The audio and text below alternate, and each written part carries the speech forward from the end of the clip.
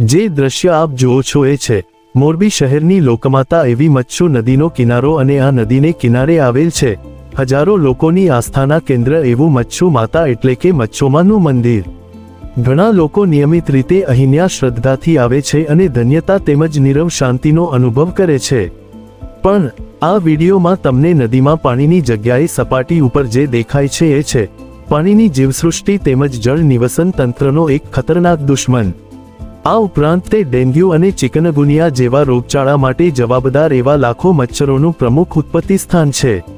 આ જળચર જીવસૃષ્ટિનો રાક્ષસ એટલે જલકુંભી। આ જલકુંભીની વેલ પાણીની સપાટી પર અત્યંત ઝડપથી કબજો કરે છે અને લીલી ચાદરથી સપાટીને ઢાંકી દે છે। આના કારણે પાણીની અંદર ઓક્સિજન ઘટતા જળચર જીવોનું જીવન જોખમાય છે અને આ વેલનો ભેજયુક્ત ઘેરાવ મચ્છરોનું પ્રમુખ ઉત્પત્તિ સ્થાન બને છે। લાંબા સમય માટે જો આ પરિસ્થિતિ જળવાઈ રહે તો ધીમે ધીમે કરતા જમીનની ફળદ્રુપતા નાશ પામે છે અને જમીન બંજર બનતી જાય છે।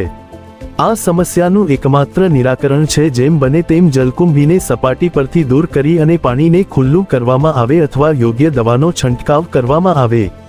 આ વિડિયો થકી મોરબી શહેરના તંત્ર તેમજ જાગૃત પ્રજાજનોને એક નમ્ર અપીલ છે કે આ હાનિકારક વેલનો ત્વરિત નિકાલ કરી અને માં મચ્છોને ફરી સ્વચ્છ અને પવિત્ર કરવામાં આવે। અને હા, આ માત્ર એક શહેર નહીં અનેક જળાશયોની સમસ્યા છે, માટે વિડીયોને બને એટલો લોકો સુધી પહોંચાડો। કદાચ કોઈકના ત્વરિત પગલાં થકી કોઈક જળાશય બચી જાય।